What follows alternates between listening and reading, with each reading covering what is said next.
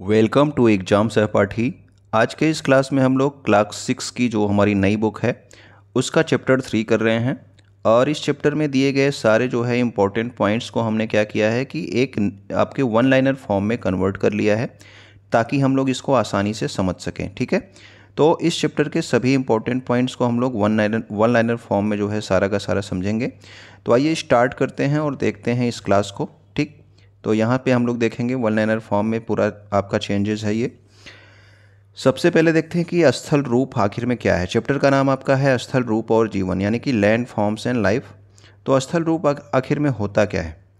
स्थल रूप पृथ्वी की सतह का एक भौतिक स्वरूप है, एक फिजिकल फीचर होता है पृथ्वी की सतह का।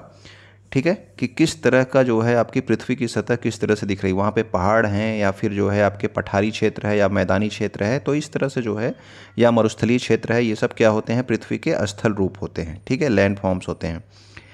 स्थल रूप लाखों वर्षों में आकार लेते हैं। लाखों वर्ष, कोई भी स्थल रूप बनने में जो है लाखों वर्ष लग जाते हैं। पर्यावरण और जीवन का इनके साथ महत्वपूर्ण संबंध है। ठीक है, तो जो भी आपके स्थल रूप होते हैं उस स्थान का पर्यावरण उस स्थल रूप के अनुसार होता है। ठीक, इन्हें व्यापक रूप से 3 श्रेणियों में बांटा जा सकता है। जो स्थल रूप है इनको 3 श्रेणियों में बांटा गया है, पर्वत, पठार और मैदान, यानी कि माउंटेन्स, प्लेटू एंड प्लेन्स। ठीक है, तो आइए ये देखते हैं। यहाँ पे एक चित्र आपको दिख रहा है, इस चित्र में आपको तीनों चीज़ें एक साथ दिख जाएंगी। जैसे कि ये हमारा क्या है, पर्वत है। ठीक है, ये हमारा यहाँ पे जो क्षेत्र दिया गया है ये क्या है, पर्वत है। और ये जो आपके ज़मीन से थोड़ी सी ऊंची उठी हुई क्षेत्र है, ये आपका थोड़ा ज़मीन से ऊपर उठा हुआ है, लेकिन उसके बाद क्या है, यहाँ पे पूरा आपका टेबल के आकार का एकदम समतल आकृति दिख रही है। तो ज़मीन से थोड़ा सा ऊपर उठा हुआ है और समतल ऊपर आपका समतल आकृति है, तो ये क्या है, आपका पठारी क्षेत्र है। और ये पहाड़ के जो आपके पद वाला क्षेत्र है, पैर वाला जो क्षेत्र है, यहाँ से जो आपका ये क्षेत्र दिख रहा है ना, ये सब आपका क्या है, मैदानी क्षेत्र है। ये आपका पूरा सपाट एरिया है, मैदानी क्षेत्र है। ठीक है, तो देखते हैं हम लोग इस चित्र में, आपने देखा इस चीज़ों को। अब आगे देख लेते हैं। इन स्थल रूपों में विभिन्न प्रकार की जलवायु और अलग अलग प्रकार के पेड़ पौधे तथा जीव जंतु, यानी कि फ्लोरा और फौना भी पाए जाते हैं। तो जलवायु भी आपके अलग अलग स्थल रूपों में अलग अलग होती है। ठीक है, किंतु विभिन्न प्रकार के स्थल रूपों पर रहने वाले लोगों की संख्या विश्व भर में भिन्न भिन्न होती है। अब देखिए, पर्वतीय क्षेत्रों में आप देखते हो कि कम लोग रहते हैं ना, और जो आपके मैदानी क्षेत्र हैं जहाँ पे आपका समतल एरिया होता है वहाँ पे ज़्यादा लोग रहते हैं। तो इसीलिए कहा जा रहा है कि जो स्थल रूप है वहाँ पे रहने वाले लोगों की संख्या भी विश्व में क्या होती है, आपके भिन्न भिन्न होती है। ठीक है, पर्वतीय क्षेत्र में रहने लायक नहीं होता है, सड़कें सही से नहीं होती हैं, तो इस वजह से वहाँ पे लोग कम रहते हैं, वहाँ से लोग माइग्रेट कर जाते हैं। अब देखते हैं सबसे पहले हम लोग पर्वत के बारे में। माउंटेन्स क्या हैं। पर्वत वे स्थल रूप हैं जो आसपास की भूमि से कुछ अधिक ऊंचे होते हैं। जैसे कि आपके आसपास की भूमि है इस तरह से, तो पर्वत आपका क्या होता है, इस तरह से होता है। ठीक है, तो आपके अधिक ऊंचे होते हैं। इन्हें चौड़े आधार, तो आधार इनका क्या होता है, बेस क्या होता है, इनका चौड़ा होता है। खड़ी ढलान होती है, ढलान क्या होती है आपकी भाई, खड़ी ढलान होती है इस तरह से। और सकरे शिखर, ये जो आपका शिखर एरिया है, पीक एरिया जो है, ठीक है ना, ये आपका क्या होता है, संकरा होता है। ठीक है, इसको हम लोग चोटियाँ बोलते हैं, इसके रूप में इसको पहचाना जा सकता है, इस पर्वत को। ठीक है, तो देखिए जैसे ये आपका पर्वत है, आपका यहाँ पे ये क्या है कि इसका बेस जो है आपका चौड़ा है, ढलान इस तरह से खड़ी सी ढलान है, और आपका जो आपकी पीक है, जो चोटी है, वो क्या है, एकदम संकरी सी चोटी है। तो ये आपका क्या कहलाता है भाई, पर्वत कहलाएगा। ठीक है, कुछ पर्वत अपनी अधिक ऊंचाई के कारण हिम या बर्फ से ढके होते हैं। देखिए जैसे ये वाला पर्वत है, देखिए यहाँ पे ये पर्वत तो आपको हिम से नहीं ढका है, ये कम ऊंचा है। लेकिन जो ज़्यादा ऊंचे पर्वत हैं वो क्या है, आपके हिम यानी कि बर्फ से ढके हुए हैं। ठीक है ना, तो ये भी आपके होते हैं। कम ग्रीष्म ऋतु में कम तुंगता पर हिम पिघल जाती है। हिम का मतलब क्या है कि आपका बर्फ। ठीक है, तो जब आपका गर्मी की ऋतु आती है तो कम तुंगता, यानी कि जो आपकी जिसका कम ऊंचाई पर जो चीज़ है, तुंगता का मतलब ऊंचाई, अल्टीट्यूड हो गया, तो उस कम ऊंचाई पे जो चीज़ होगी वो क्या होगी, उसकी बर्फ़ जो है वो पिघल जाती है। और जल में बदलने के बाद ये कहाँ पहुँच जाती है, यही जो आपकी बर्फ़ है जल में बदलने के बाद ये आपकी नदियाँ जो हैं नदियों में पहुँच जाती हैं। फिर आपकी ये नदियाँ आपके मैदानी क्षेत्रों में प्रवाहित होती हैं। हाँ, आगे देखते हैं। बहुत अधिक ऊंचाइयों पर हिम कभी नहीं पिघलती। जो आपके ज़्यादा ऊंचाई पर पर्वत हैं उनकी जो आपकी बर्फ़ है वो कभी नहीं पिघलती है। और ये पर्वत अस्थायी रूप से क्या होते हैं, बर्फ़ से ढके होते हैं, स्नो कैप्ड होते हैं। इनकी जो आपकी ऊपर जो आपका होता है, इनका जो पीक होता है ना, वो हमेशा क्या होता है, बर्फ़ से ढका हुआ होता है, क्योंकि ये बहुत अधिक ऊंचे पर्वत होते हैं। कम ऊंचाई वाले अन्य स्थान जहाँ कम खड़ी चढ़ाइयाँ और गोल आकार के शीर्ष होते हैं, उन्हें हम लोग क्या कहते हैं, पहाड़ी कहते हैं। यानी कि जिस तरह से आपका, हमने अभी आपका देखा पर्वत यानी कि माउंटेन इस तरह से था, तो पहाड़ी कैसा होगा, उसकी जो है थोड़ा सा कम खड़ी चढ़ाई होगी, और ऐसा जो है क्या होगा, इस तरह से आकार उसका जो आपका ऊपर वाला आकार है ना, इस तरह से गोल आकार का होता है। ठीक है, राउंडेड टॉप्स होते हैं इनके। और ये जो है, इन्हें क्या कहते हैं, इनको हम लोग कहते हैं हिल्स या फिर पहाड़ी कहते हैं। ये आपके छोटे पहाड़ आप बोल सकते हो, जिसको हम लोग पहाड़ी बोला जाता है। ठीक है, तो ये हमारी पहाड़ियाँ हो गई। अब देखिए, वर्षण एक जब शब्द दिया है, उसका क्या मतलब है। वर्षण का मतलब हो गया भाई, वायुमंडल से भूमि पर किसी भी रूप में अगर जल का गिरना हो रहा है, यानी कि जब आप आसमान से आपका पानी गिरता है, तो उसको हम लोग क्या कहते हैं, वर्षा कहते हैं, यानी कि आपका लिक्विड फॉर्म में होता है वो। ठीक है ना। और हिमपात, यानी कि जब आपकी बर्फ़ गिरती है तो उसको हम लोग कहते हैं हिमपात। ठीक है, बर्फ़ के रूप में जब आपकी बरसात होती है तो हिमपात। और ओले जब गिरते हैं तो वो भी जो है आपका ओले गिरना हो गया। ठीक है ना। तो ओले गिरना और हिमपात जो है, ये क्या होता है, ये ठोस रूप में होता है। और जो आपका वर्षा है, ये क्या होती है, द्रव रूप में होती है, यानी कि आपका लिक्विड फॉर्म में होती है। ओके, आगे देखते हैं भाई, तुंगता क्या होता है। तुंगता तो अभी आपको बताया गया कि समुद्र तल से किसी भी वस्तु या लक्ष्य की ऊंचाई जो होती है, उसको हम तुंगता बोलते हैं। जैसे कि अगर आपका जो है समुद्र तल ये रह गया, ठीक है ना, और कोई यहाँ पे चिड़िया उड़ रही है, तो आप कहाँ से, और आपका जो है समुद्र तल से ऊंचाई होता है, जैसे कि हमारा मैदानी एरिया जहाँ हम लोग रह रहे हैं, जहाँ हमारा घर है, वो समुद्र तल से थोड़ा ऊंचा होता है, तो हम यहाँ से नहीं मापते हैं इसको। ठीक है, तुंगता यहाँ से नहीं मापी जाती। तुंगता यानी कि ऊंचाई इसकी कहाँ से मापी जाती है, हमेशा समुद्र तल से ये कितनी ऊंचाई पर है। ठीक है, कोई भी चीज़, क्योंकि आज यहाँ का मैदानी क्षेत्र इतना ऊंचा होगा, कहीं और का मैदानी क्षेत्र हो सकता है और ऊंचा हो। ठीक है, तो वहाँ से उसकी ऊंचाई क्या हो जाएगी, कम हो जाएगी। इसीलिए समुद्र तल जो है हर जगह बराबर होता है। तो समुद्र तल की जो भी किसी भी चीज़ की ऊंचाई मापी जाती है, तो कहाँ से मापी जाती है, समुद्र तल से मापी जाती है। ओके, इसको हम अल्टीट्यूड बोलते हैं। अब यहाँ पे देखिए, यहाँ पे कुछ आपके पर्वतों के चित्र दे रखे हैं। ठीक, अलग अलग पर्वतों के चित्र दे रखे हैं। माउंट एवरेस्ट है यहाँ पे। ठीक है, माउंट एवरेस्ट हो गया, माउंट एकांकागुआ हो गया, यहाँ पे आपका किलिमंजारो है, यहाँ पे माउंट ब्लांक है, और नीचे आपका क्या है, नीचे आपका कंचनजंगा और अनाईमुडी। ठीक है ना, ये आपके क्या है, आपके पर्वतों के चित्र दिए गए हैं। विश्व के कुछ 6 पर्वतों के चित्र यहाँ पे आपको दिखाए गए हैं। ठीक, अब देखिए, विश्व के जो अधिकांश पर्वत हैं, इनको पर्वत श्रृंखलाओं के रूप में वर्गीकृत किया गया है। यानी कि ऐसा है कि केवल एक पर्वत नहीं है। ठीक है, वो आपका क्या है कि पर्वत श्रृंखलाएं हैं, कई सारी छोटी बड़ी जो है पर्वत श्रृंखलाएं जो है, इस तरह से एक लाइन से जो है होती हैं। ठीक है ना, तो ये क्या होती हैं, इनको हम लोग कहते हैं पर्वत श्रृंखला, माउंट रेंज बोलते हैं। यानी कि केवल एक पर्वत नहीं है, पर्वतों की पूरी श्रृंखला है।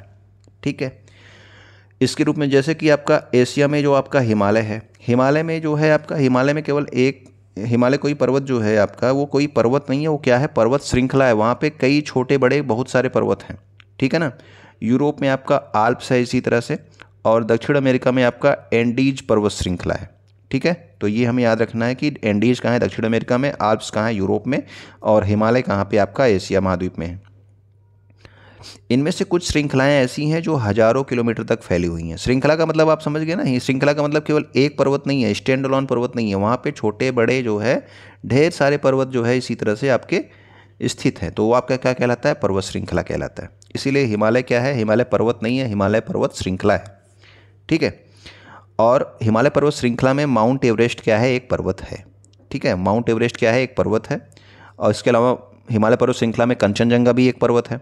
तो हिमालय क्या है, पर्वत नहीं है, वो क्या है, पर्वत श्रृंखला है, ढेर सारी पर्वतों की एक श्रृंखला है। माउंट एवरेस्ट किससे किसके बीच में है, तो नेपाल और तिब्बत के बीच में। तिब्बत जिस पर अब किसका अधिकार है, चीन का अधिकार है। तो नेपाल और तिब्बत के बीच में आपका क्या है, माउंट एवरेस्ट है। ठीक है, भारत में नहीं पड़ता है ये। और कंचनजंगा ये भारत का जो सिक्किम राज्य है और नेपाल जो है उसके बीच में ये पड़ता है, तो इसको हम लोग भारत के क्षेत्र में मान सकते हैं।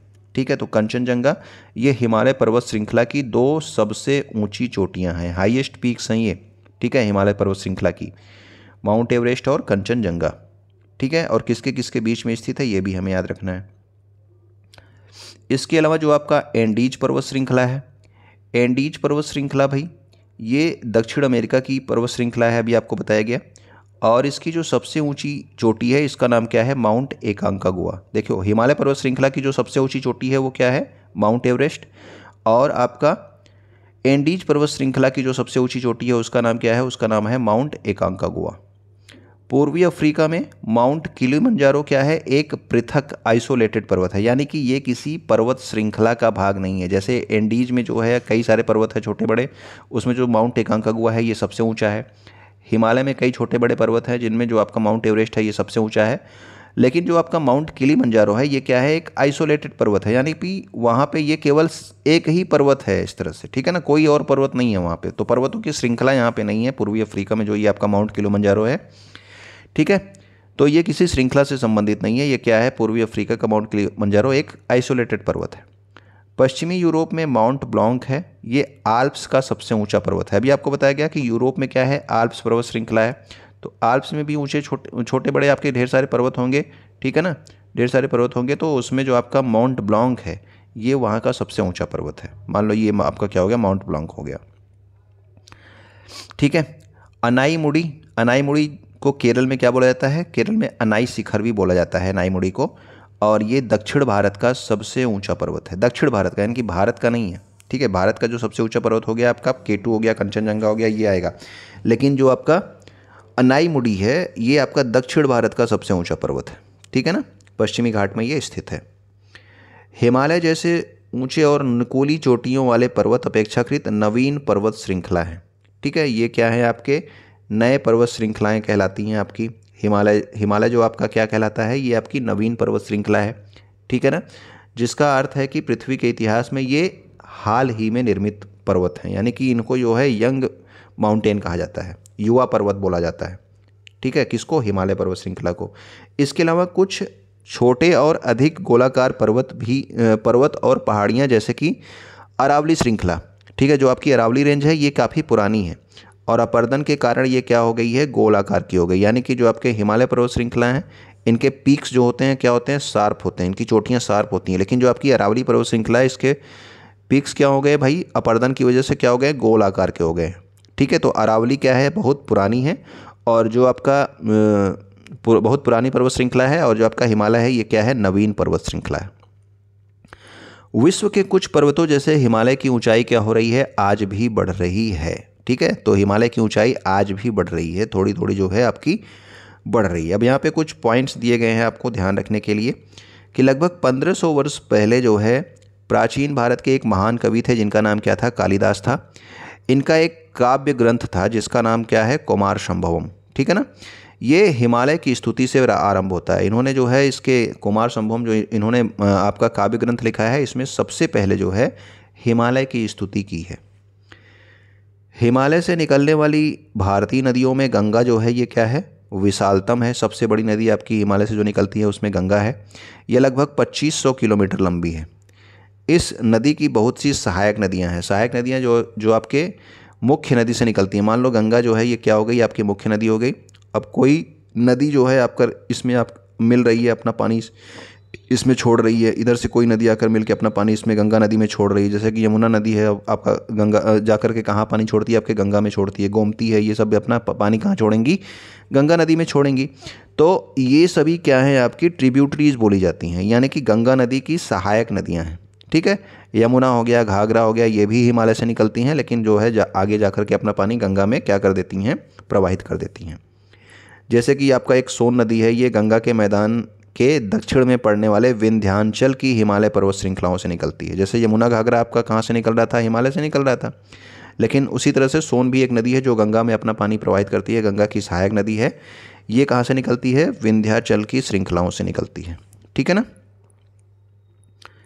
आगे देखते हैं पर्वतीय परिवेश यानी कि माउंटेन इन्वायरमेंट के बारे में जानते हैं हम लोग। पर्वतों की ढलानों पर प्रायः एक प्रकार का वन होता है जिसको हम लोग क्या कहते हैं? पर्वतीय वन कहते हैं। जो आपके पर्वत होते हैं इनके जो ढलान होते हैं ना, इस पे जो है आपके पेड़ उगे होते हैं। इनमें जो है आपके क्या होते हैं? अलग अलग तरीके के पेड़ उगे होते हैं, ठीक है। इसको हम लोग क्या कहते हैं भाई? इसको हम लोग कहते हैं पर्वतीय वन कहते हैं, ठीक है।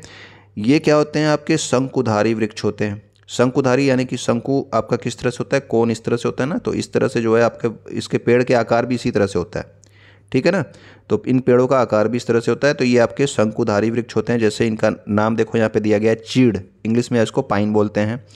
फर हो गया, स्प्रूस हो गया, देवदार हो गया, ये सभी जो है यहाँ पे पहाड़ी क्षेत्रों में पाए जाने वाले पर्वतीय वनों के वृक्ष हैं। इन पेड़ों की ऊंचाई भी क्या होती है, अधिक होती है, और ये शंकु के आकार के होते हैं। शंकु के आकार अभी आपको बताया इस तरह से होते हैं, ठीक है ना, इस तरह से होते हैं इनका, ये पेड़ इस तरह से होते हैं, शंकु के आकार के होते हैं। और इनकी पत्तियां पतली और नोकदार होती हैं, थिन पॉइंटेड लीव्स होती हैं इनकी। अधिक ऊंचाई पर, यानी कि जो आपके जैसे कि पर्वतों की ढलानों पर ये इस तरह के पेड़ पाए जाते हैं, देवदार, पाइन, फर, स्प्रूस। लेकिन जब आपका बहुत अधिक ऊंचाई हो जाता है, पर्वतों पर बहुत अधिक ऊंचाई पर क्या पाए जाते हैं, वहाँ पे या तो इस तरह से घास पाए जाते हैं, या फिर जो है मॉस पाई जाती है। मॉस जो है आपका समझ लो एक काई की तरह होता है, जो ज़मीन से एकदम चिपकी हुई होती है, उसमें कोई जड़ ओड़ नहीं होता है, ठीक है। और या फिर लाइकेन उग जाते हैं। तो देखिए अब आपका मास और लाइकेन क्या है, यहाँ पे इसको बताया गया है, ठीक है। घास तो आप जान ही रहे हो। जो आपका मॉस होता है ये फूलों और वास्तविक जड़ों से रहित छोटा हरा पौधा होता है, ठीक है। यानी कि इसमें जो है ना तो फूल होते हैं ना तो जड़ होते हैं, ठीक है। और ये ज़मीन से चिपके हुए पौधे होते हैं, जो बहुधा मखमली आवरण की तरह फैला होता है। जैसे आप काई बोल रहे हो ना, काई आपने देखा होगा, तो वही उसी तरह से होता है।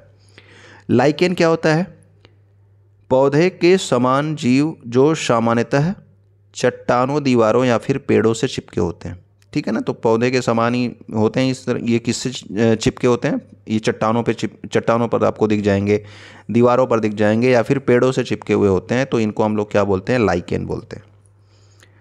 पर्वतों में घने वन, बहती नदियाँ, झीलें, घास के मैदान और कंदराएँ यानी कि केव्स जो होती हैं, अनेक प्रकार के जीवों को आश्रय प्रदान करती है। अब यहाँ पे केवल पेड़ पौधे ही तो होते नहीं है जो आपके पर्वतीय क्षेत्र हैं, यहाँ पे पेड़ पौधे के अलावा जो है आपके जीव भी होते हैं, अलग अलग तरह के जीव होते हैं, ठीक है। जैसे कि आपका गोल्डन ईगल हो गया, पेरेग्रीन फाल्कन हो गया, या फिर कैनेडियन लिंक्स हो गया, हिम तेंदुआ हो गया, स्नो लिपर्ड जिसको बोलते हो, इसके अलावा आइबेक्स हो गया जिसको जंगली भेड़ कहा जाता है, हिमालयन तहर हो गया, पर्वतीय खरगोश हो गया, आपका याक, ग्रे फॉक्स और आपके काले भालू, ठीक है ना। ये सभी प्राणी जो है आपके जंगली क्षेत्रों में पाए जाते हैं। यहाँ पे कुछ जो है जानवरों के आपको चित्र भी दिए गए हैं, जैसे कि आपका ये क्या है, पेरेग्रीन फाल्कन है, ठीक है। ये आपका हिमालयन तहर हो गया, ये आपका पहाड़ी खरगोश, गोल्डन ईगल, कैनेडियन लिंक्स, याक हो गया, आइबेक्स हो गया, ग्रे फॉक्स हो गया, नीचे आपका हिम तेंदुआ और आपका भालू दिया गया है, ठीक है।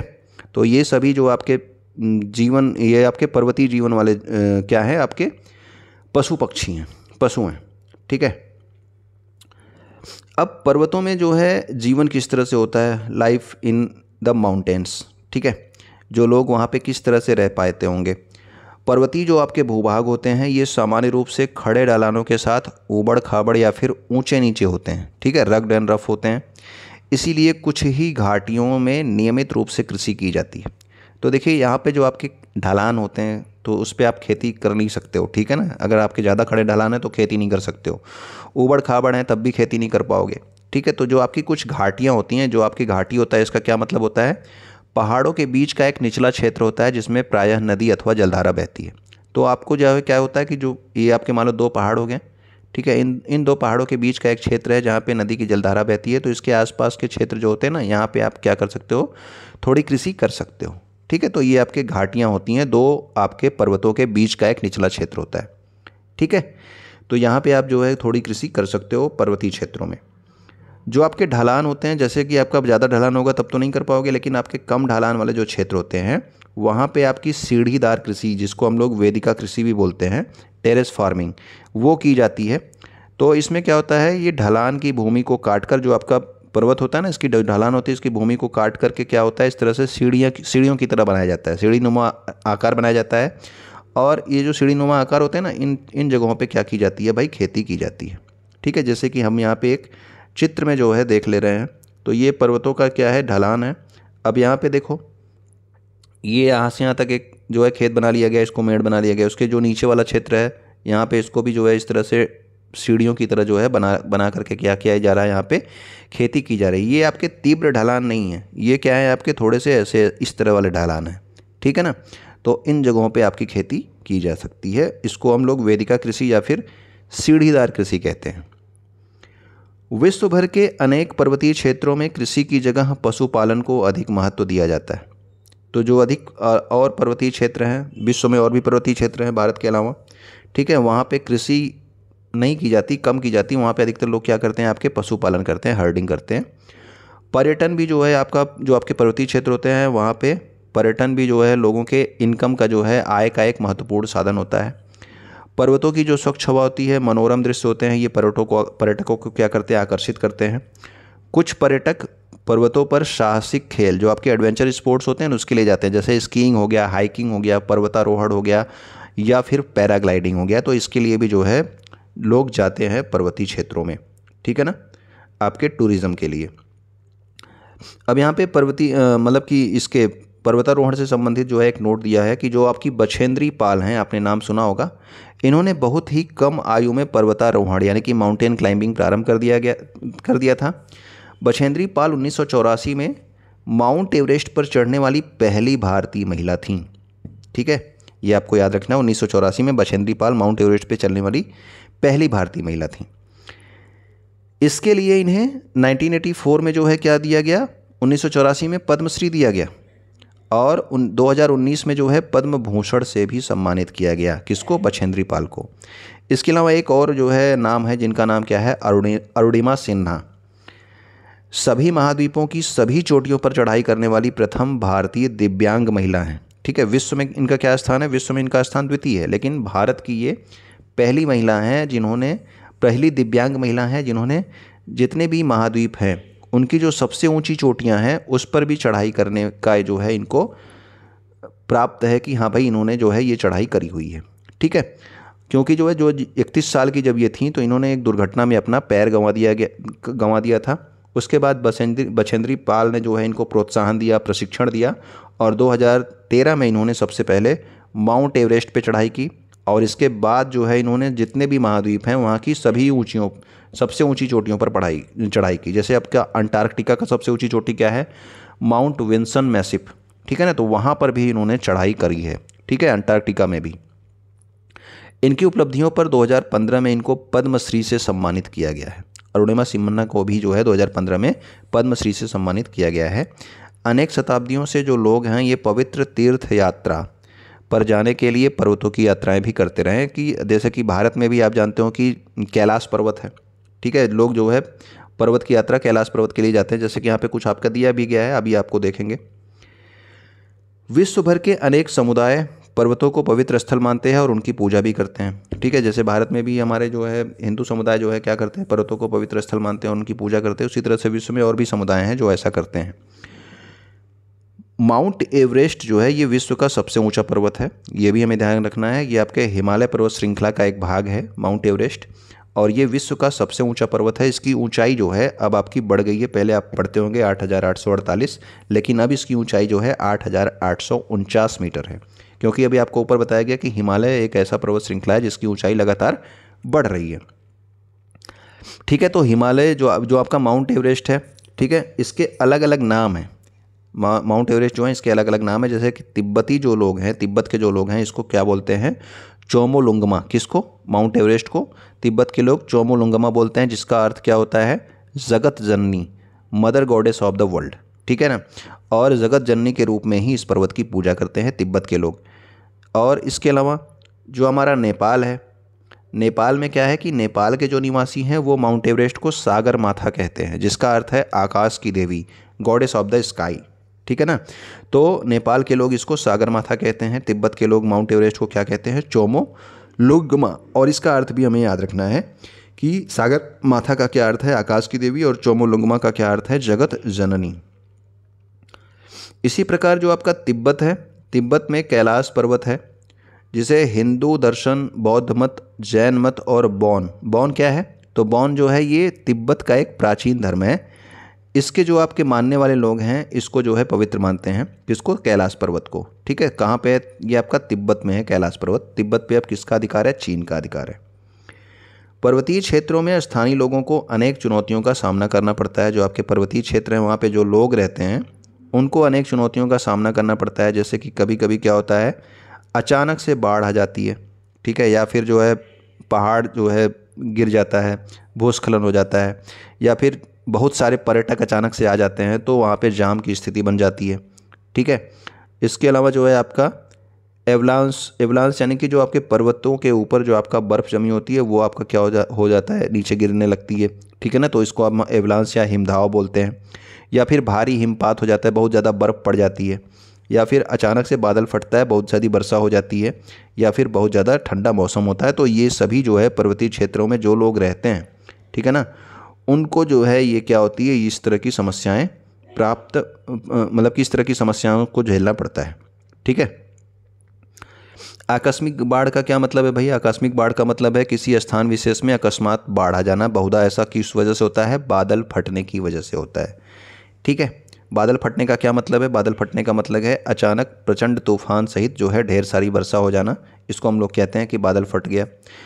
भूस्खलन, पर्वतीय जो आपके भूखंड हैं इसके बड़े भाग या चट्टान जो है अचानक क्या करते हैं, वहाँ से पर्वतों से टूट करके गिर जाते हैं। कोई बड़ा भाग, कोई चट्टान जो है पर्वतीय क्षेत्र का, तो उसको हम लोग भूस्खलन कहते हैं। हिमदाव या फिर अवलांच क्या है?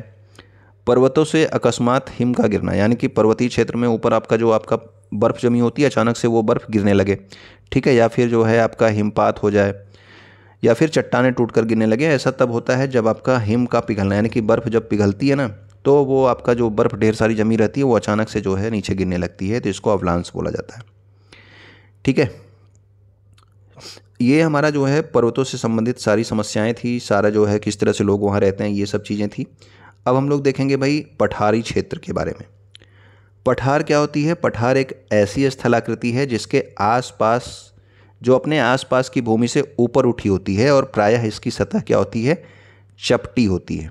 ठीक है। अब देखें यहाँ पे हम लोग चित्र में देख लेते हैं, इसके बारे में भी आपको कुछ देर पहले जब स्टार्ट किया था तो बताया था मैंने। ठीक। तो ये देखो, ये वाला जो क्षेत्र है ना, ये आपका क्या है? ये आपका पठार वाला क्षेत्र है। ये जो आपका क्षेत्र दिख रहा है, तो यहाँ पे देख रहे हो, ये आपकी जो आसपास की भूमि है उससे थोड़ा सा क्या हुआ है, ये ऊपर उठा हुआ है। ठीक है।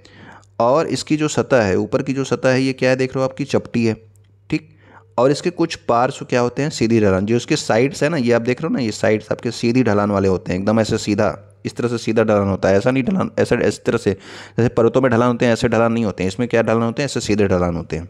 ठीक है ना।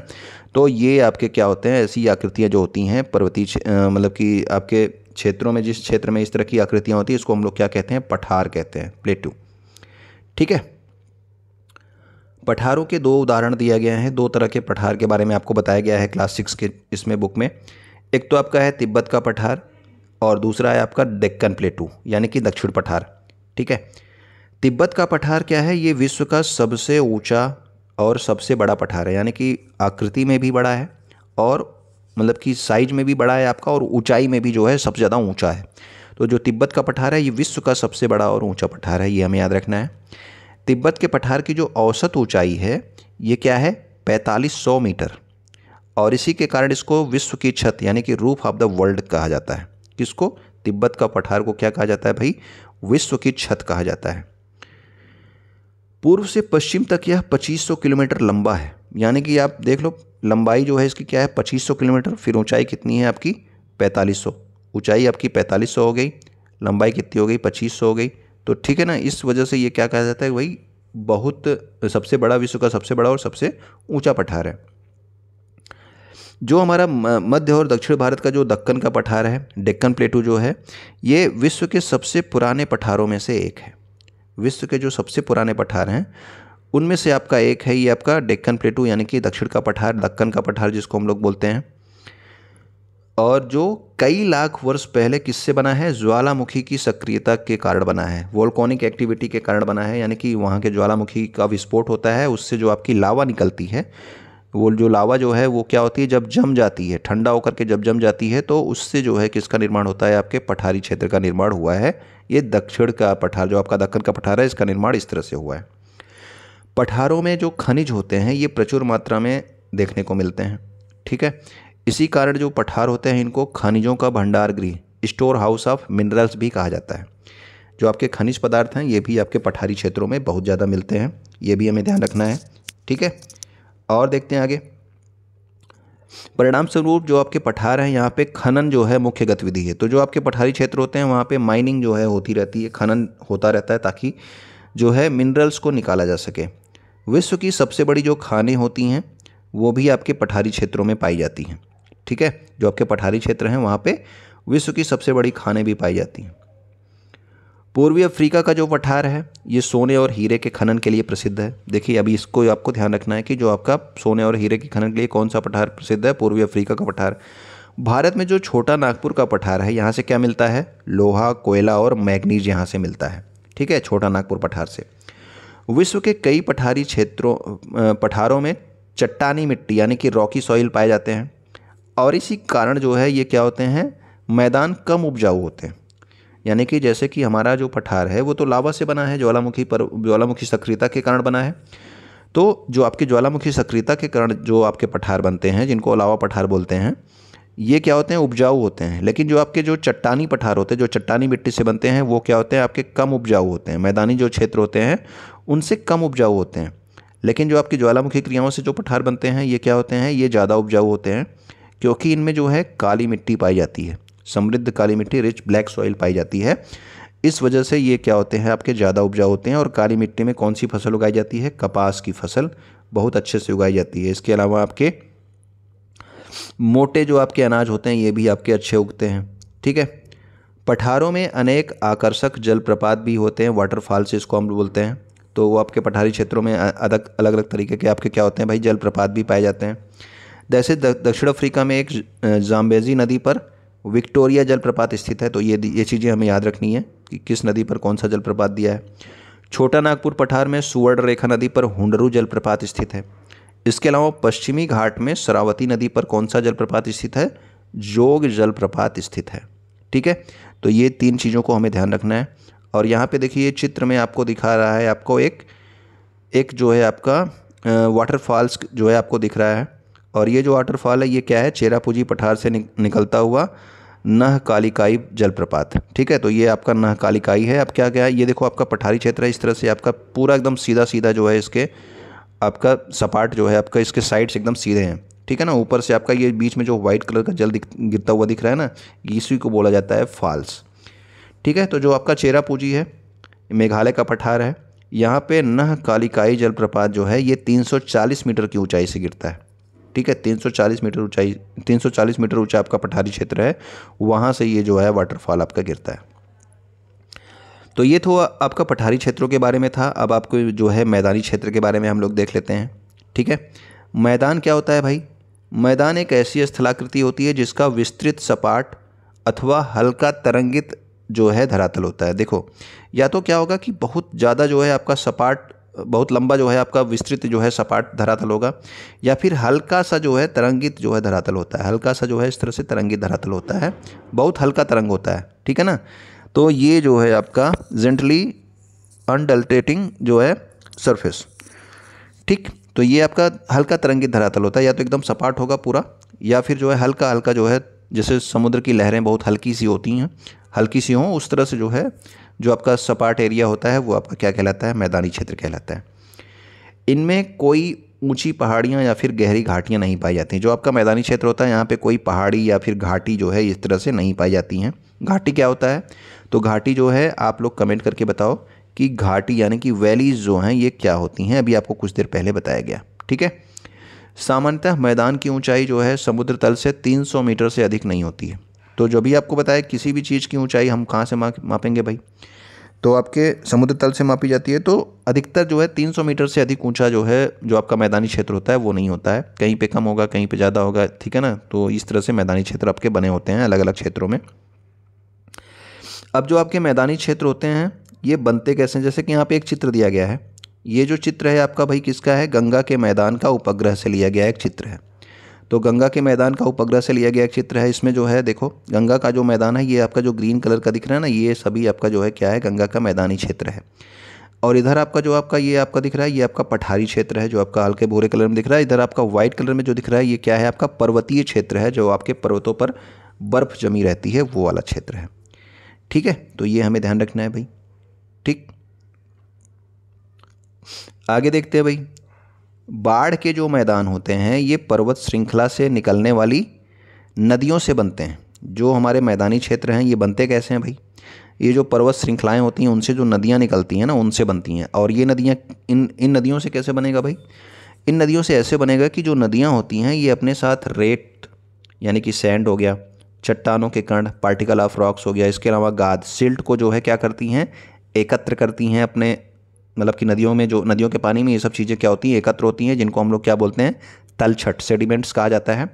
और नदियाँ क्या करती हैं, ये जो तलछट होते हैं इनको अपने साथ बहा करके लाती हैं और समतल भूमि में ला करके क्या कर देती हैं, जमा कर देती हैं। यानी कि जो हमारा समतल भूमि जिस जगहों पे है वहाँ पे ये जो नदियाँ होती हैं अपने साथ ये सब बहा के ले आती हैं, और जिन जगहों पे आपका बाढ़ वाला जो क्षेत्र होता है ना, वहाँ पे इन सबको ले जा करके क्या कर देती हैं, डिपॉजिट यानी कि जमा कर देती हैं। ठीक है, तो इस तरह से वहाँ की जो मिट्टी होती है वो क्या होती है, ज़्यादा उपजाऊ बन जाती है। ठीक है, जो आपके बाढ़ के मैदान हैं वो क्या होते हैं भाई, आपके ज़्यादा उपजाऊ बन जाते हैं। इस प्रकार के भूभागों में लोगों का मुख्य आर्थिक व्यवसाय क्या होता है, कृषि होता है। जो आपका मैदानी क्षेत्र होगा भाई, मैदानी क्षेत्रों में लोगों का मुख्य आर्थिक व्यवसाय क्या होगा, कृषि होगा। वो लोग क्या करते हैं, खेती करते हैं। मैदान विविध प्रकार की वनस्पतियों यानी कि फ्लोरा और जीव जंतु यानी कि फौना का भरण पोषण भी करते हैं। तो अलग अलग प्रकार की वनस्पतियों और जीव जंतुओं यानी कि फ्लोरा और फौना का भरण पोषण भी मैदानी क्षेत्रों में होता है। समुद्र तल क्या होता है भाई, समुद्र तल जो है ये सतह का औसत स्तर होता है, जिसे माध्य समुद्र तल भी कहा जाता है। इसके बारे में अभी हम लोग कुछ देर पहले जो है पढ़ा था। ठीक है ना। अब यहाँ पे एक चित्र आपको दे रखा है और इस चित्र में आप देख रहे हो कि आपको विश्व के मानचित्र में कुछ प्रमुख पर्वत श्रृंखलाओं, पठारों और मैदानों के बारे में आपको बताया गया है। तो पठार आपके इस कलर से दिखाए गए हैं, नदियों के जो मैदान हैं वो आपके हरे कलर से दिखाए गए हैं, और पर्वत श्रृंखलाएं जो हैं आपकी ऑरेंज कलर से दिखाई गई हैं। जैसे कि आपका यहाँ पे आपको रॉकीज पर्वत श्रृंखला दिख रही है। ठीक है, यहाँ पे आपका यूराल पर्वत दिख रहा है, यहाँ पे आपका एंडीज हो गया। ठीक है ना, दक्षिण अमेरिका में आपका एंडीज हो गया, और यहाँ पे आपका हिमालय हो गया भाई, यहाँ पे आपका क्या हो गया, हिमालय हो गया। तो ये आपका हो गया। ठीक, तो ये सभी आपके क्या है, पर्वत श्रृंखलाएँ हैं। इसके अलावा पठारी क्षेत्र में आपका देखो पूर्वी अफ्रीका का पठार, जहाँ पे आपको क्या मिलता था भाई, सोने और हीरे की जो खानें थी वो थी। ठीक है, ये आपका तिब्बत का पठार यहाँ पे हो गया। ठीक, और यहाँ पे पैटागोनिया का पठार हो गया। तो अलग अलग जो है आप देखोगे तो इस चित्र में आपको कई सारी जो है चित्र में आपको बहुत सारी चीज़ें आपको मिल जाएंगी कि कौन कौन से पठार आपके किन किन क्षेत्रों में फैले हुए हैं। ओके, अब देखते हैं कि मैदानों में किस तरह से जीवन होता है, लोग किस तरह से वहाँ पे रहते हैं। तो जो आपके हजारों पहले जो स्टार्टिंग में जो सभ्यताएं स्टार्ट हुई थी, जो सिविलाइजेशंस हमारे स्टार्ट हुए थे प्रारंभ में, वो सबसे पहले जो है नदियों के उपजाऊ मैदानों के आसपास ही विकसित हुए थे। यानी कि नदियों के आसपास जो क्षेत्र होते थे ना, उन्हीं जगहों पर जो है सबसे पहले सभ्यताएं शुरू हुई थी, मानव सभ्यताएं। हमारे समय में भी विश्व की अधिकांश जो जनसंख्या है वो कहाँ रहती है, मैदानी क्षेत्रों में रहती है। आप देखते हो कि जैसे दिल्ली का क्षेत्र हो गया, उत्तर प्रदेश का क्षेत्र हो गया, यहाँ पे क्या होती है, बहुत सारी जनसंख्या रहती है। क्यों रहती है, क्योंकि जो है ये आपके मैदानी क्षेत्र हैं। ठीक है, लेकिन जो आपका उत्तराखंड हो गया, हिमाचल हो गया, इन सब जगहों पे जो है कम लोग रहते हैं, वहाँ पे जनसंख्या क्या होती है, कम होती है। क्यों, क्योंकि वो क्या होते हैं, पर्वतीय क्षेत्र होते हैं। ठीक है, तो मैदानी क्षेत्र जो होते हैं वहाँ पे अधिकांश जो है जनसंख्या क्या होती है, ज़्यादा रहती है। भारत के कुल जनसंख्या का जो 1/4 है, 1/4 से अधिक जो है, लगभग 40 करोड़ की जनसंख्या भारत के गंगा के मैदान में ही रहती है। जो आपका गंगा का मैदानी क्षेत्र है, ठीक है, तो वहाँ पर ही जो है 40 करोड़ से अधिक जनसंख्या यहीं पे रहती है। विश्व के बहुत से अन्य मैदानों के समान इन क्षेत्रों में रहने वाले लोगों का जो मुख्य व्यवसाय है वो क्या होता है भाई, मत्स्य पालन। यानी कि क्या करते हैं भाई, वहाँ पे नदियाँ होती हैं मैदानी क्षेत्रों में, तो वो क्या करते हैं, रिवर फिशिंग करते हैं। मत्स्य पालन नहीं, रिवर फिशिंग, मछलियों जो मतलब कि नदियों से मछलियाँ पकड़ना। इसके अलावा कृषि, जो आपके मैदानी क्षेत्र जिनके पास खेत हैं बड़े बड़े, वो क्या कहेंगे भाई, वो आपके कृषि भी करते हैं, खेती करते हैं। परंपरागत कृषि मुख्यतः वर्षा पर निर्भर होती है, किंतु हाल के दशकों में जो आपका नहरों के जाल हैं, ये नहर का मतलब होता है कैनाल्स होते हैं आपके। ठीक है, तो जो आपके नहरों के जाल होते हैं, इनके द्वारा भूमिगत जल से, इनके द्वारा जो है सिंचाई की जाती है, नहरों के द्वारा सिंचाई की जाती है। इसके अलावा भूमिगत जल को जो है, जो आपके ट्यूबवेल वाले जो पंप होते हैं उनसे निकाल करके खेतों की सिंचाई की जाती है। वहाँ से अंदर से, ज़मीन के अंदर से पानी निकाल करके खेतों की सिंचाई की जाती है। तो ये आपके सिंचाई के कुछ साधन हैं। लेकिन अब क्या होता है, जब हम लोग भूमिगत जल को निकालते हैं, यानी कि ग्राउंड वाटर को निकालते हैं, तो क्या होता है कि जल का जो स्तर है वो और नीचे चला जाता है। ठीक है, वाटर लेवल जो है क्या होता है, और नीचे चला जाता है, जिससे जो है पानी की समस्या उत्पन्न हो जाती है। गंगा के मैदानी भागों को प्रभावित करने वाली कुछ अन्य समस्याएं भी हैं, जैसे कि बढ़ती हुई जनसंख्या और प्रदूषण। तो जो आपका गंगा का मैदानी क्षेत्र है वहाँ पे जो है क्या होता है कि क्या हो रहा है कि जनसंख्या बहुत ज़्यादा बढ़ती जा रही है और इस वजह से प्रदूषण भी वहाँ पे क्या हो रहा है भाई, फैल रहा है। चाहे पर्वत हो या मैदान, विश्व में बहने वाली नदियाँ बहुत से सांस्कृतिक मूल्यों, कल्चरल वैल्यूज़ का भी वहन करती हैं। ठीक है, नदियों से जो है जुड़े हुए कई सारे जो है पूजा और जो है संस्कृतियाँ जो हैं ये आपकी विकसित हुई हैं। विशेष रूप से बहुत से समुदाय नदी के स्रोत और एक दो नदियों के संगम स्थल को पवित्र स्थल मानते हैं। यानी कि जो है जैसे कि गंगा नदी का जो स्रोत है, कहाँ से निकलती है, गंगोत्री से, उसको जो है क्या माना जाता है भाई कि ये क्या है, पवित्र स्थल है। ठीक है, और जैसे कि आपका संगम स्थल, जैसे कि आपके प्रयागराज में संगम स्थल है आपका किसका, गंगा और यमुना का, गंगा यमुना और सरस्वती का संगम स्थल है। ठीक है, तो उसको जो है पवित्र माना जाता है। अभी आपने देखा कि वहाँ पे महाकुंभ का आयोजन किया गया था। ठीक है ना, तो इस तरह से जो है ये पवित्र स्थल लोग उसको मानते हैं। ये सब इनके क्या होते हैं, सांस्कृतिक मूल्य होते हैं। नदियों की वजह से ये सांस्कृतिक मूल्य विकसित होते हैं। भारत में इन स्थानों पर बहुत सारे त्यौहार होते हैं, समारोह होते हैं और धार्मिक कृत्य भी किए जाते हैं। ठीक है ना, तो अभी आपको बताया गया संगम स्थल पे महाकुंभ के बारे में, तो यहाँ पे भी आपका जो है काफ़ी दिन तक जो है एक फेस्टिवल की तरह ही था वो। ठीक है, और अलग अलग वहाँ पे सेरेमनीज़ की गई, समारोह किया गया और आपके अलग अलग धार्मिक कृत्य भी किए गए। ठीक, अब आगे देखते हैं भाई। मैदान में हल्की ढलान होती है। मैदान में क्या होती है, हल्की ढलान होती है और वहाँ नदियों में नौका संचालन क्या होता है, सुगम होता है और इससे बहुत सी आर्थिक गतिविधियों को भी सहायता मिलती है। जो हमारी नदियाँ होती हैं उसमें क्या होता है कि उनमें जो है हल्का सा जो क्या होता है भाई, बहुत हल्का सा क्या होता है, ढलान होता है। तो इस वजह से वहाँ पे जो है नाव संचालन क्या होता है, ये आसान होता है और नाव की सहायता से भी लोग एक जगह से दूसरी जगह जाते भी हैं और अपने सामानों को एक जगह से दूसरी जगह पहुँचाते हैं। तो ये सभी जो है आर्थिक गतिविधियों में भी इनको सहायता मिलती है। संगम स्थल क्या है, दो या दो से अधिक नदियों के मिलने का जो स्थान होता है, यानी कि कोई एक या एक से अधिक नदी जहाँ पे आकर के मिलती है, जैसे यहाँ पे आपका आके मिल रही है, तो ये सभी ये आपका क्या कहलाएगा भाई, ये आपका संगम कहलाता है। ठीक है, ये आपका संगम स्थल कहलाता है, दो या दो से अधिक नदियों के मिलने का स्थान। अब देखिए, हमने पूरी पृथ्वी पर अभी हमने देख लिया कि भाई पर्वत के बारे में पढ़ा, पठार के बारे में और मैदान के बारे में पढ़ा। तो 3 प्रमुख स्थलों के बारे में हमने समझा। लेकिन जो आपके विशेषज्ञ हैं, जो एक्सपर्ट्स हैं, ये कुछ और स्थल रूपों के बारे में बताते हैं। ये बताते हैं कि भाई इसके अलावा भी स्थल रूप होते हैं। जैसे कि एक स्थल रूप क्या है, मरुस्थल है।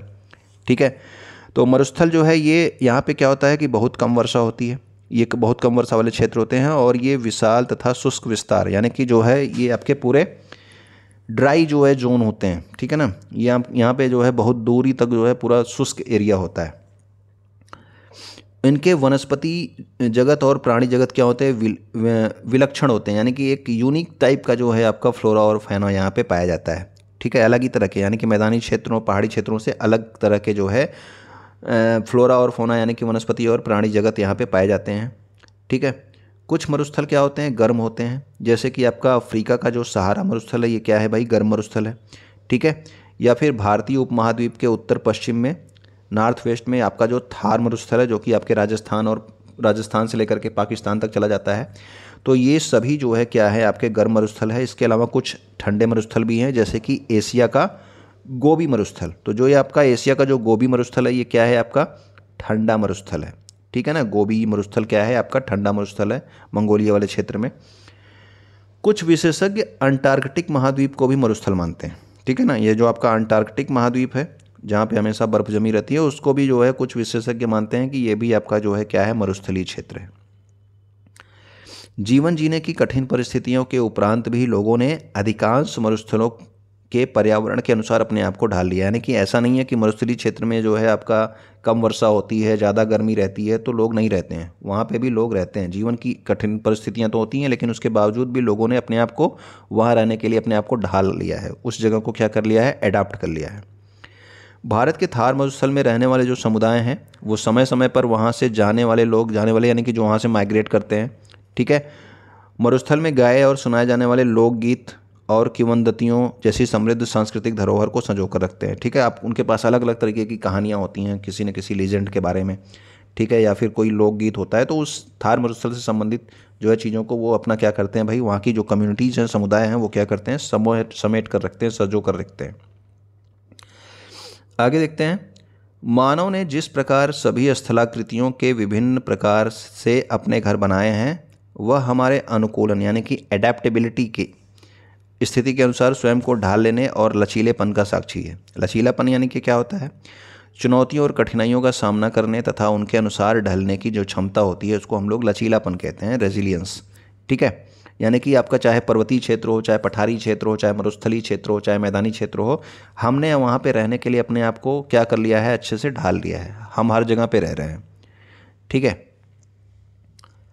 इसके अलावा देखो यहाँ पे एक आपका पॉइंट दिया गया है कि एक आपकी प्राचीन तमिल संगम कविता है। जो आपका तमिल क्षेत्र है वहाँ पे जो है संगम कविता, जो प्राचीन तमिल संगम कविता है, वहाँ पे 5 टीनय के बारे में बात किया गया है। ये जो 5 टीनय की बात की गई है ये क्या है? 5 दृश्य भूमि है, लैंडस्केप्स हैं। ठीक है, जो कुछ विशिष्ट देवताओं, उनकी जीवन शैलियों या फिर मनोदशाओं या फिर भावनाओं को जो है भावनाओं से जुड़ी हुई हैं। भावनाएं मतलब जैसे कि प्रेम हो गया, अनुराग हो गया, अलगाव हो गया, झगड़ा हो गया, तो ये सभी जो है आपकी क्या होती है? अलग अलग भावनाएं होती है। तो देखिए, देखते हैं ये जो प्राचीन संगम कविता में 5 टीनें दी गई हैं, ये कौन कौन सी 5 टीनें हैं। ठीक है, तो यहाँ पे आप देख रहे हो, एक तो आपको दिया गया है कुरिंजी। कुरिंजी जो है ये आपका, इसका मतलब होता है कि भाई पर्वतीय क्षेत्र। इसका संबंध जो है किस दृश्य भूमि, लैंडस्केप से किया गया है? दृश्य भूमि से, पर्वतीय क्षेत्र से। यहाँ का मुख्य व्यवसाय क्या है? आखेट और संग्रह करना। इसके अलावा जो दूसरा टीनय दिया गया है ये है मुल्लाई। इसका किससे जो है वो किया गया है? इसका मतलब है कि भाई घास के मैदान और वन। ठीक है, यहाँ पे जो मुख्य काम है पशुपालन है। इसके अलावा मरुदम, मरुदम उपजाऊ कृषि के मैदान। ठीक है ना, और यहाँ पे क्या किया जाएगा भाई? यहाँ पे खेती की जाएगी। इसके अलावा नेय दल दिया गया है। नेय दल जो है क्या होते हैं? ये आपके तटीय क्षेत्र होते हैं। तटीय क्षेत्रों में क्या होगा भाई? मत्स्य पालन और समुद्री यात्रा की जाएगी। इसके अलावा जो है एक और टीने दिया गया है जिसको कहा गया है पालय। पालय जो है आपका शुष्क और जो आपके मरुस्थलीय प्रदेश हैं उसके लिए ये शब्द यूज किया गया है। और यहाँ पे जो है घुमंतु और युद्धरत यानी कि युद्ध होते हैं और आपके घुमंती समुदाय रहते हैं, जो आपके जैसे कि आपका चराने के लिए जो है पशुचारण हो गया, ये सब चीज़ें यहाँ पे होती हैं। अब देखिए, आपके इस किताब के स्टार्टिंग में एक कोट दिया गया है। हर चैप्टर के स्टार्टिंग में एक कोट दिया गया है, उसको मैंने यहाँ पे लास्ट में शामिल किया गया है, तो आप इसे देख लें। मनुष्यों के भार से मुक्त, अनेक प्रकार की ऊंचाइयों, ढलानों और विशाल समतल भूमि से युक्त, अनेक प्रकार की शक्तियों से संपन्न पेड़ पौधों को आधार प्रदान करती हुई, हम सभी के लिए विस्तार को प्राप्त हो तथा अपनी संपन्नता को प्रदर्शित करें। पृथ्वी मेरी माता है और मैं उसकी संतान। ये कहाँ पे लिखा हुआ है? ये लिखा है अथर्ववेद के भूमि सूक्त में। ठीक है, तो भूमि के लिए एक स्रोत दिया गया है, तो उसमें ये चीज़ लिखा गया है। तो हमारे स्थल रूप वाले चैप्टर में ये वाला कोट आपको दिया गया है अथर्ववेद के भूमि सूक्त से। ठीक है, तो पढ़ाई के लिए समय निकालने के लिए आपका बहुत बहुत धन्यवाद। अगर आपको अच्छा लगा हो तो आप कमेंट कर देना, लाइक भी कर देना। इसके अलावा चैनल को सब्सक्राइब कर लेना, अपने दोस्तों तक शेयर कर देना ताकि जो है उन्हें भी इसका लाभ मिल सके। वीडियो देखने के लिए भी आपका बहुत बहुत धन्यवाद।